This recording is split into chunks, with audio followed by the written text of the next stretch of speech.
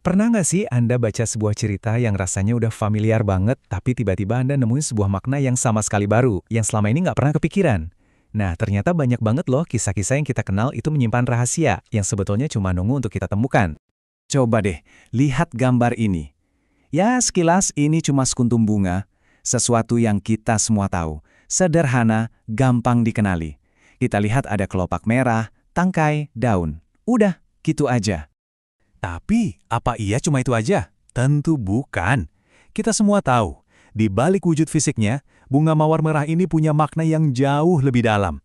Ini tuh udah kayak sebuah tanda, sebuah bahasa tanpa kata yang dimengerti hampir semua orang di dunia. Oke, mari kita kupas tuntas ya. Kita bakal mulai dari gimana sih makna itu tercipta, terus kita kenalan sama ilmu semiotika. Habis itu, kita coba terapkan ilmunya ke sebuah kisah kuno yang menarik, dan terakhir, kita lihat gimana cara ini bisa Anda pakai buat membaca dunia di sekitar Anda. Oke, bagian pertama. Kita mulai dari ide yang simpel banget. Hidup kita ini, sadar atau enggak, dikelilingi oleh berbagai macam tanda. Mulai dari lampu merah di jalan yang ngatur kita harus berhenti atau jalan, sampai lambaian tangan yang artinya hai atau selamat tinggal. Setiap saat, otak kita itu kerja keras menafsirkan semua simbol ini. Lihat asap, kita mikir, wah ada api. Lihat janur kuning melengkung di depan gang, kita tahu, oh ada yang nikahan.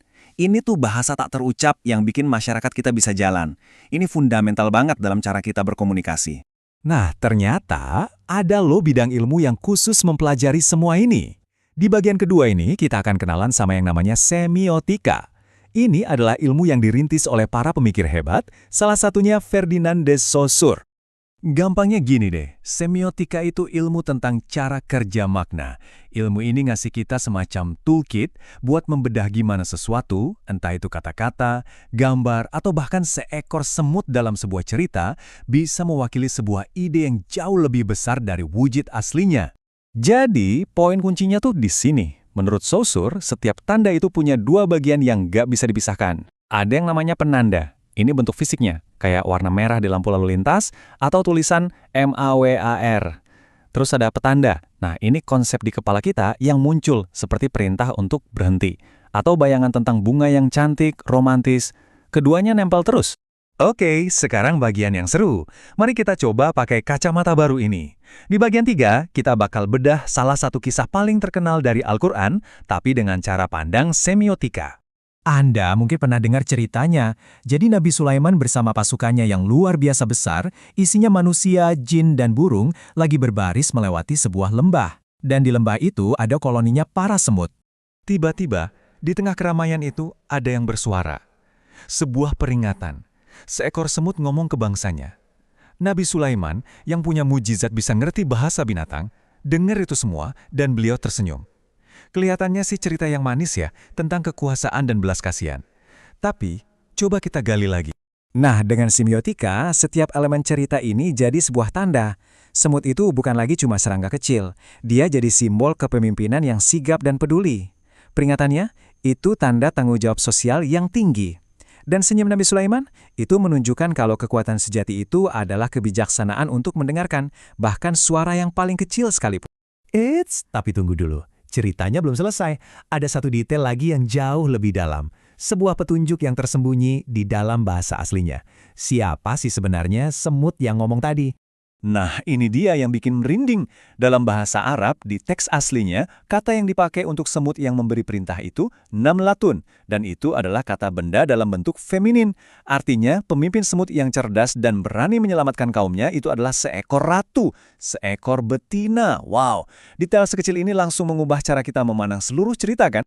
Kisah tadi itu nunjukin kalau makna itu nggak datar, tapi berlapis-lapis, kayak kue lapis. Di bagian 4 ini, kita akan lihat teori dari pemikir lain, Roland Barthes, yang bantu kita buat ngupas lapisan-lapisan ini. Menurut Barthes, kita bisa membaca sebuah tanda dalam 3 level. Pertama, ada denotasi. Ini makna harfiahnya, makna kamus. Kedua, ada konotasi. Ini ide-ide, perasaan, atau asosiasi yang nempel di tanda itu. Dan yang ketiga, ada mitos. Ini makna kultural yang udah dianggap wajar banget sama masyarakat. Biar gampang, kita balik lagi ke contoh mawar tadi ya. Denotasinya, ya cuma bunga, titik. Konotasinya, Kita langsung mikir soal cinta, romansa, kasih sayang. Nah, level mitosnya, mawar merah itu udah jadi semacam ritual kultural, cara yang paling benar untuk menyatakan cinta yang mendalam. Hal yang sama juga berlaku buat si semut tadi. Denotasinya serangga, konotasinya kepemimpinan, dan mitosnya adalah pelajaran abadi tentang tanggung jawab sosial. Jadi apa sih sebenarnya yang bisa kita bawa pulang dari analisis ini? Mari kita rangkum pesannya di bagian kelima. Karena pesan dari seekor semut ini ternyata relevan banget, melampaui zaman dan konteks ceritanya. Dengan melihat lebih dari sekedar makna literalnya, kita nemu pelajaran yang dalam banget. Bahwa jadi pemimpin itu intinya adalah melindungi. Bahwa setiap suara, sekecil apapun, itu penting dan layak didengar. Bahwa kebijaksanaan sejati itu datang dari perhatian, bukan cuma dari kekuatan.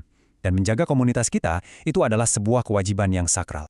Terus, buat apa kita tahu semua ini? Apa gunanya buat kita sekarang? Nah, di bagian terakhir ini, kita akan lihat kalau ini semua bukan sekedar teori buat analisis teks kuno doang.